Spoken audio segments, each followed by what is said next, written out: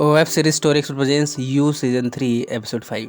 जिल के fake suicide note के जरिए ये खबर फैल चुकी है कि जिल ने मरने से पहले नेटली से रिश्ता बनाया था और फिर उसे मार डाला और उसके बाद जंगल में ले जाकर उसे गाड़ दिया।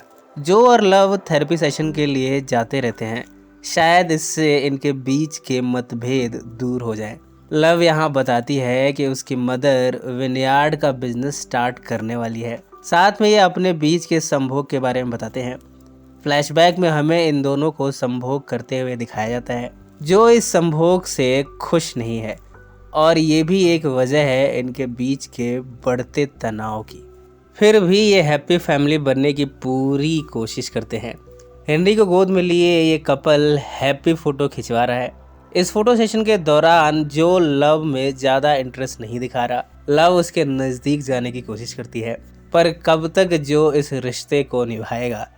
लाइब्रेरी में वो अपने कलीग के साथ है। मरियन ने यहाँ बड़ी अच्छी स्केच बनाई है।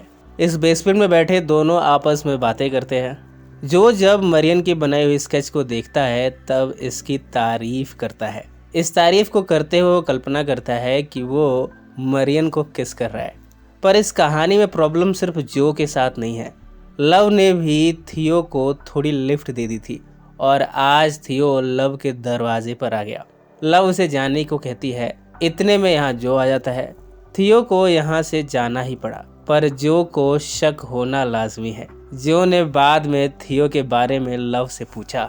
लव ने स्वीकार किया कि थियो ने उसे किस किया था। जो यहाँ गुस्सा होता है। जो यहाँ लव को थप्पड़ भी मारता है। लव उसे कहती है कि तुम्हें ब्रेक की ज़रूरत है, तुम ओवर रिएक्ट कर रहे हो। जो को भी लग रहा है कि उसे ब्रेक की ज़रूरत है। वो एक कैंप में पहुंचा है अपने आप में शांति ढूंढने, पर क्या उसे यहाँ शांति मिलेगी?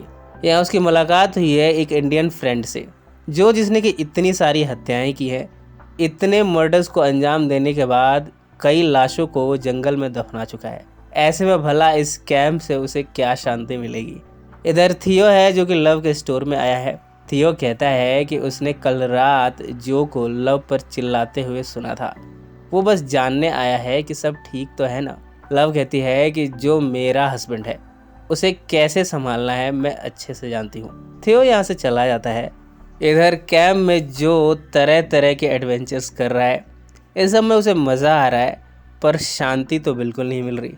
यहाँ उसकी एक शख्स से लड़ाई हो जाती है। इस लड़ाई के दौरान जो उसे पुश कर देता है। वो शख्स गिरकर बेहोश हो जाता है। जो उसे घसीटता हुआ कैंप के पास लाता है। यहाँ सभी उसे होश में लाने की कोशिश करते हैं। अंत में वो शख्स होश में आ गया। जो को यहाँ रियलाइज़ हुआ है कि किसी की जान बचाने का सुख क्या होता है। अब तक तो वो लोगों को सिर्फ मारता आया है। यहाँ सभी साथ में एक दूसरे के लिए चेयरअप कर रहे हैं। थियो अचानक से लव की कार में आकर बैठ गया। थियो उसे साथ में चलने की रिक्वेस्ट करता है। इस बार तो लव खुद को रोक नहीं पाई। ये जब साथ में निकलते हैं तब लव और थियो साथ में ही गिर जाते हैं। थियो यहाँ अपने प्यार का इजहार करता है। लव कहती है कि तुम एक टीनेजर हो, ये सब ठीक नहीं है। अगर हम दोनों के बीच संभोग हुआ तो ये इलीगल होगा। तुम उम्र में काफ़ी छोटे हो। पर ये सब कहते हुए वो खुद ही अपने आप को रोक नहीं पाई। दोनों यहाँ आपस में रति क्रिया करते हैं। लव जब घर आती है तब लव की मदर उसे डांटती है। वो कहती है कि तुम हेनरी का ठीक से ख्याल नहीं रखती। लव ज़्यादा कुछ कह नहीं पाती। वो कैसे कहे कि अभी अभी वो क्या गुल खिला कर आई है। थोड़ी देर में जो भी अपने कैंप से वापस आ गया है। शाम को दोनों आपस में संभोग करते हैं। लव को भी अब जो से वो सुख नहीं मिल रहा जिसकी वो आदी हो चुकी थी। बाद में लव खिड़की से देखती है कि थियो किसी और लड़की के साथ है और वो थियो का मुख मैथुन कर रही है। लव को ये सब देखकर अच्छा नहीं लगा।